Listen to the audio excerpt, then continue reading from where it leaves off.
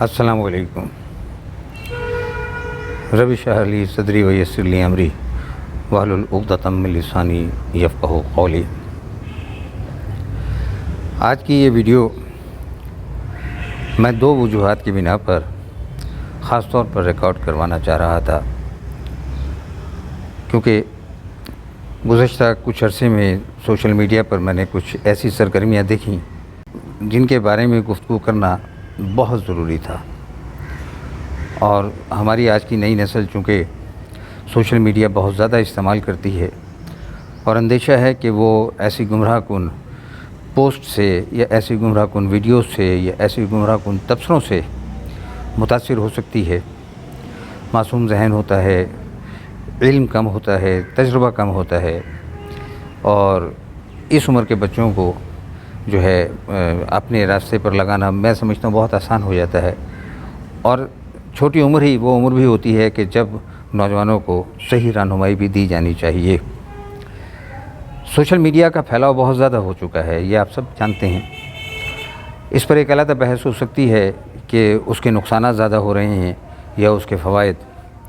Social media دین کے حوالے سے کچھ زیادہ فائدہ مند ثابت نہیں ہو رہا،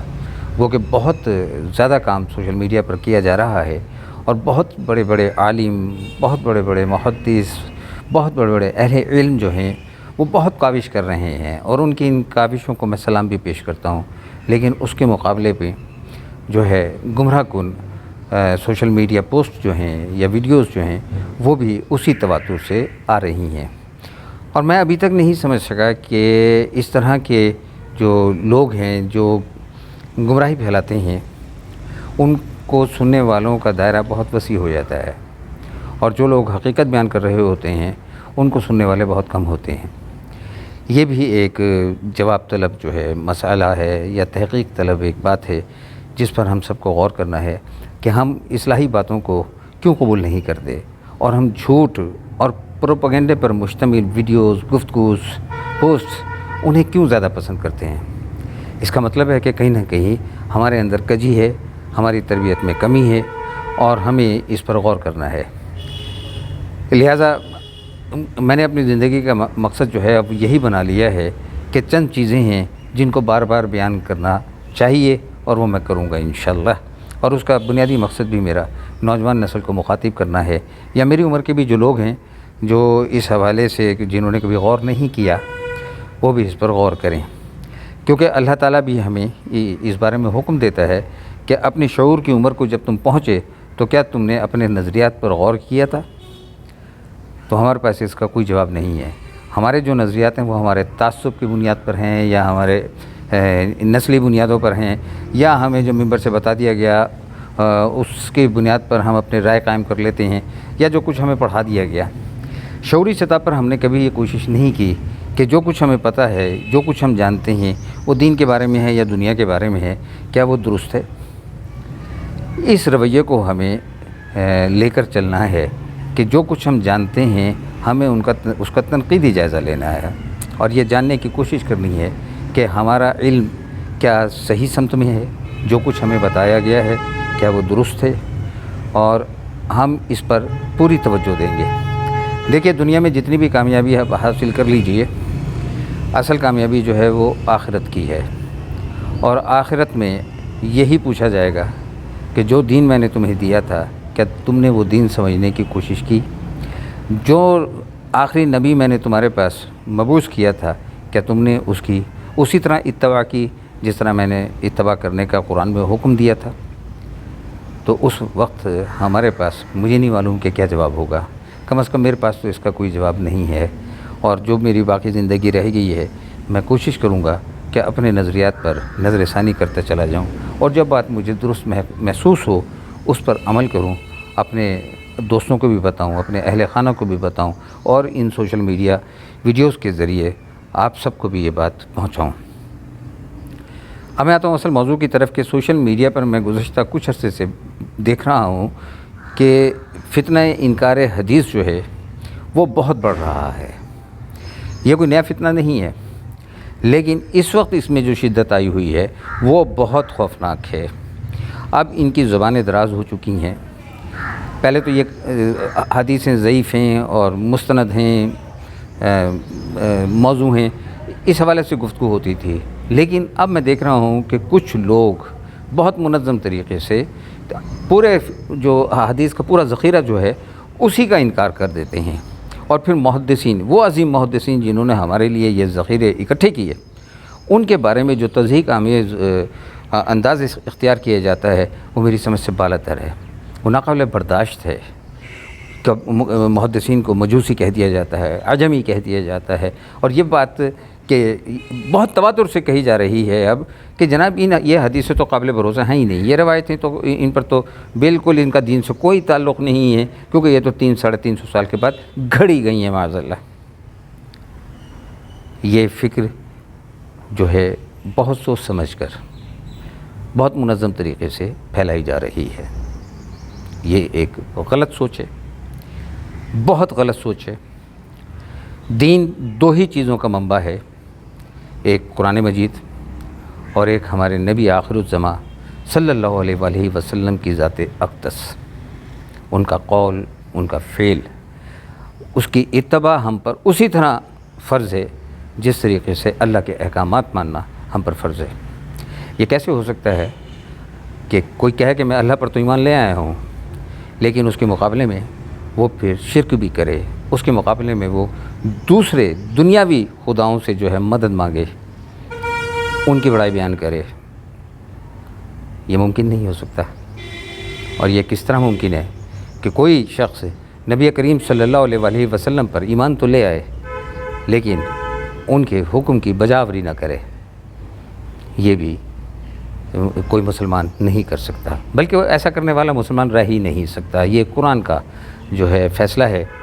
قرآن میں اللہ تعالیٰ نے ایک بات بہت واضح کر کے بیان کر دی ہے، اور وہ یہ ہے کہ تمہارے پروردگار کی قسم کہ تم اس وقت تک مومن نہیں ہو سکتے جب تم اپنے تنازعات میں نبی کریم صلی اللہ علیہ وآلہ وسلم کو اپنا حکم نہ بنا لو، اور وہ جو فیصلہ دیں اس کو اس طرح قبول کرو کہ تمہارے دل پر کوئی بوجھ نہ ہو۔ دنیاوی معاملات کی بات کر رہا ہوں میں۔ قرآن مجید میں جگہ جگہ جگہ اللہ تعالیٰ نے نبی کریم صلی اللہ علیہ وآلہ وسلم کی ہر بات کو، خواہ وہ دین سے متعلق ہے خواہ وہ دنیا سے متعلق ہے، اس کی اتباع کرنے کا حکم دیا ہے۔ اور یہ احادیث جن کا میں نے ذکر کیا، یہ روایات جو کتب احادیث سے ہمیں ملتی ہیں، یہ اسی دین کی فرع ہے۔ اس پر میں اگلی ویڈیو میں انشاءاللہ بات کروں گا کہ احادیث کے حوالے سے جو بھی بات کی جاتی ہے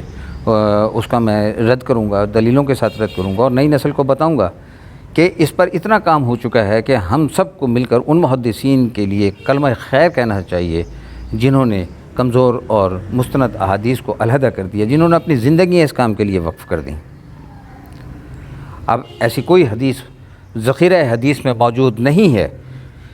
جنہیں آپ کہہ سکیں کہ وہ ضعیف ہے یا موضوع ہے۔ ایسے احادیث کے مجموعے سامنے آ چکے ہیں کہ جن میں مستند احادیث جو ہیں وہ اکٹھی کر دی گئی ہیں۔ کئی بہت عمدہ ویب سائٹس اب ایسی دستیاب ہیں کہ جن پر ہر حدیث کے بارے میں کئی تحکیمیں موجود ہیں، یعنی ایک سے زائد محدثین کی تحکیم اس پر موجود ہے۔ تحکیم کہتے ہیں کہ جنہوں نے اس کی تصدیق کی، اس کے متن کی بھی تصدیق کی، اس کے راویوں کی بھی تصدیق کی، اور وہ پھر اس تصدیق کے بعد وہ یہ حکم لگاتے ہیں کہ یہ حدیث ہر لحاظ سے مستند ہے، صحیح ہے، حسن ہے۔ بالکل احادیث کے ذخیرے میں پہلے بہت کمزور احادیث شامل تھی، موضوع احادیث بھی شامل تھی، یعنی من گھڑت جن کو کہتے ہیں، لیکن اب تحقیق اس حد تک چلی گئی ہے کہ ہمیں اس بارے میں کوئی الزام نہیں ہے۔ اور دوسری بات یہ کہ یہ سعادت ہے ان لوگوں کی جنہوں نے یہ احادیث مبارکہ جمع کی،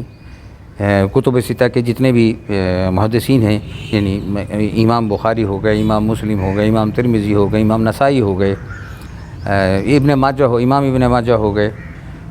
یا ابن ابی داؤد ہو گئے، یعنی جتنے بھی یہ محدثین ہیں کتب ستہ کے، ان سب نے اپنی پوری زندگیاں صرف کی ہیں ان احادیث کو جمع کرنے میں۔ اور یہ کہنا کہ یہ 300 سال کے بعد یہ جمع کی گئی ہیں، اور یہ صرف خود گھڑی گئی ہیں، محض ایک جھوٹ، پروپیگنڈا اور غلط بیانی ہے۔ اب تحقیق اس جگہ پر پہنچ گئی ہے کہ امام بخاری نے صحیح بخاری کے اندر جتنی سندوں کے ساتھ کوئی حدیث پیش کی ہے، وہ 2 ہیں، 3 ہیں، 4 ہیں یا 5 ہیں،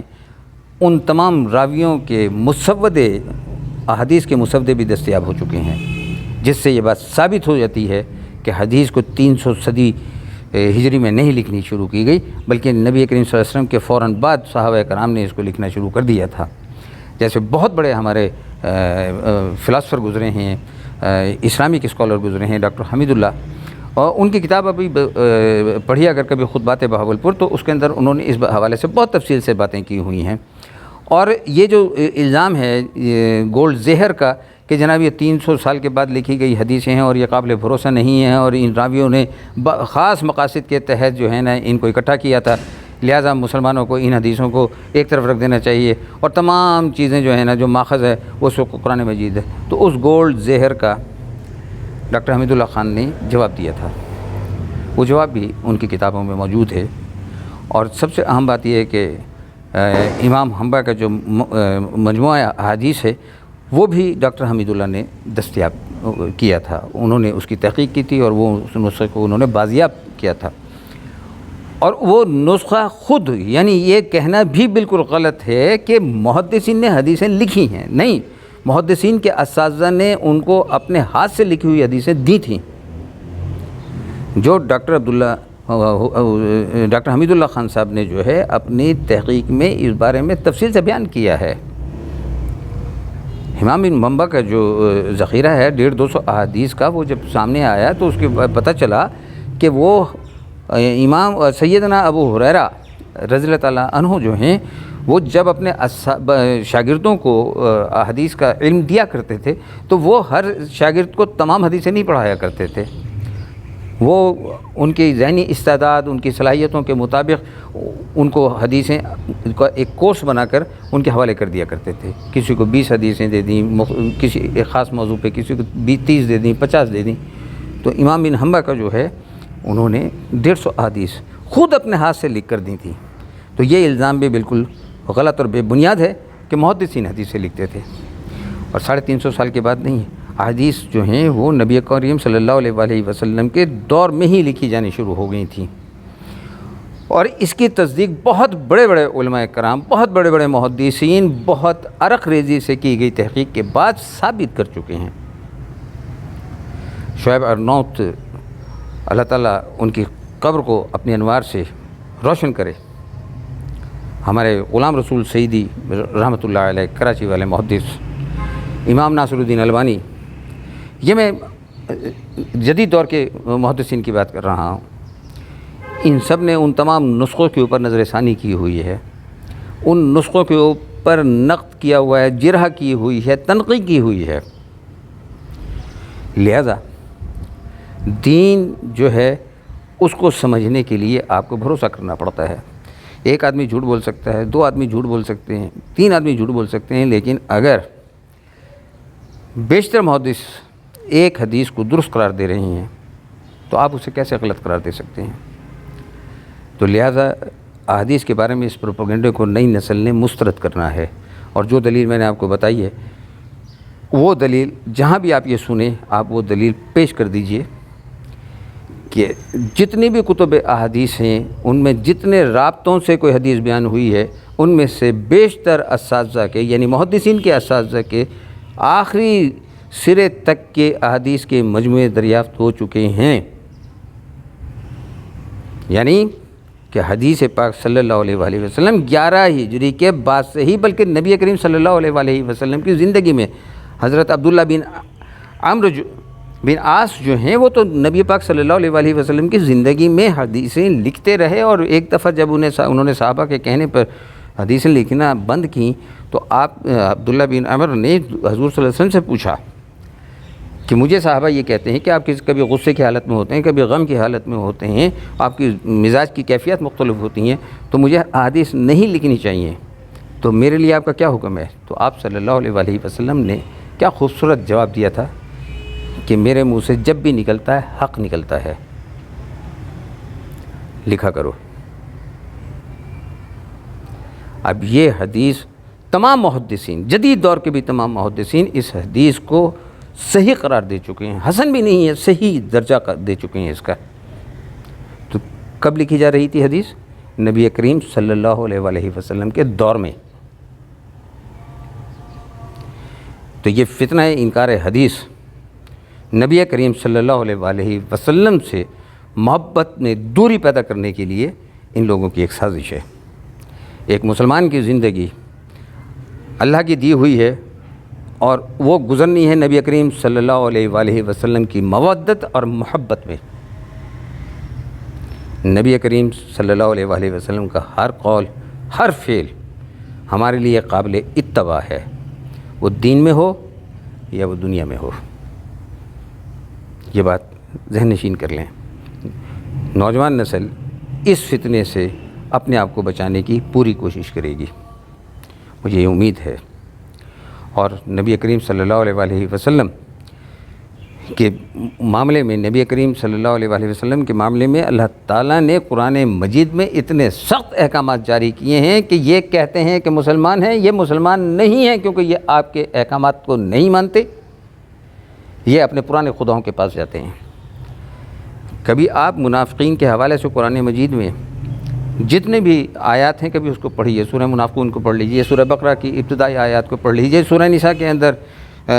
2-3 جگہ پر جو ہے یہ آیتیں تسلسل کے ساتھ بیان ہوئی ہے، کبھی ان کا مطالعہ کریں گے تو آپ کو اندازہ ہوگا کہ نبی صلی اللہ علیہ وآلہ وسلم کے قول و فعل پر عمل کرنا ہمارے لیے کس قدر ضروری ہے۔ اگر ہم ان کے قول اور فعل پر عمل نہیں کرتے تو اللہ کہتا ہے میں تمہارے اس ایمان کو مانتا ہی نہیں۔ تو اللہ تعالیٰ نبی کریم صلی اللہ علیہ وآلہ وسلم کی دل سے اتباع کرنے کی ہمیں توفیق دے اور ان کے قول و فعل پر عمل کرنے کی بھی ہمیں توفیق دے۔ اگلی ویڈیو کے اندر میں اس موضوع پر بات کروں گا کہ کتب احادیث پر کون کون سے اعتراضات پیش کیے جاتے ہیں اور ہمارے محدثین نے اس کا کیا جواب دیا ہے۔ دوسرا جو موضوع جس پر میں آئندہ گفتگو کروں گا وہ قرآن حکیم ہی ہے۔ قرآن کے بارے میں بھی بہت ساری چیزیں جو ہیں وہ کہی جاتی ہیں،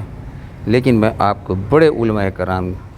کے علم کی روشنی میں بتاؤں گا کہ قرآن مجید کا براہ راست مطالعہ آپ کے لیے کتنا فائدہ مند ہے۔ امید کرتا ہوں کہ احادیث مبارکہ کے حوالے سے آپ کے دلوں میں محبت پیدا ہوئی ہوگی۔ ان احادیث کو پڑھیے، یہ ضرور دیکھ لیجئے کہ ان مجموعوں سے پڑھیے جن کی تحقیق ہو چکی ہے، جن کی تحکیم ہے، ان ویب سائٹس کو تلاش کیجئے، موجود ہیں کہ جہاں پر آپ کو کسی حدیث کے بارے میں کوئی تردد ہے کہ اس کے متن صحیح ہے یا اس کے راوی سارے کے سارے صحیح ہیں، تو وہاں آپ کو تحکیم مل جائیں گی، اور ایک نہیں اس حدیث پر جس بھی محدث نے تحقیق کی ہوگی وہ آپ کو وہاں مل جائیں گی۔ آپ کا ذہنی تردد دور ہو جائے گا، آپ کو اطمینان قلب نصیب ہوگا، اور آپ نبی پاک صلی اللہ علیہ وسلم کے قول و فعل سے اس طریقے سے جڑ جائیں گے۔ یہی ہماری زندگی کا مقصد ہونا چاہیے۔ وما علینا الا البلاغ المبین۔